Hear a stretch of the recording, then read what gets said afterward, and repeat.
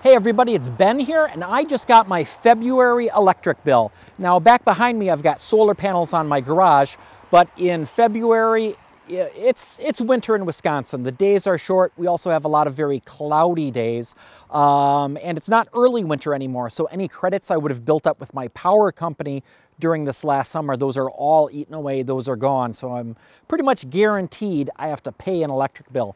Let's go inside, open it up, see what it comes to. Okay, so again, no tricks, no gimmicks. This really is me opening my electric bill. I really don't know what it's going to come to. I will say we usually use around 600 kilowatt hours of electricity per month. That's about 2/3 of the national average here in the United States.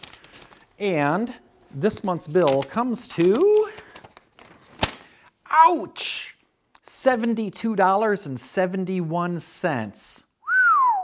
Looks like I used 633 kilowatt hours, and that includes what would have been taken off due to my solar panels. Of course, that includes my meter fee.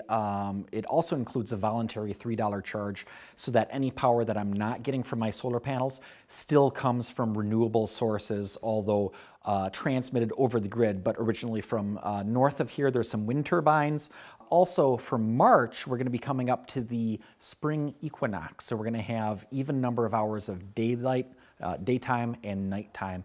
The other thing, too, is it's still cold out, but with those longer hours, I should get some really good solar production during March, not just because of the longer days, but also because it's still cold. Solar panels actually perform better when they're cold. The voltage is higher, and therefore there's the potential to create more power, more wattage.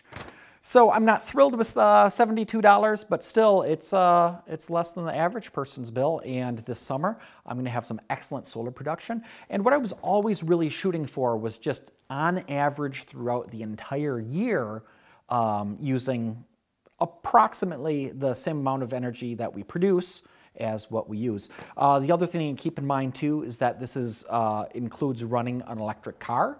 So how much do you spend on gasoline per month? Because I spent $72.71 for all the electricity in my house, my garage, and gasoline for the car. So not bad that way. I hope you like these videos. Please like, comment, share, and subscribe. If you have personal experience with solar, please share it.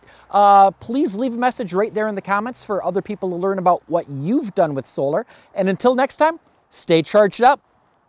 Got my February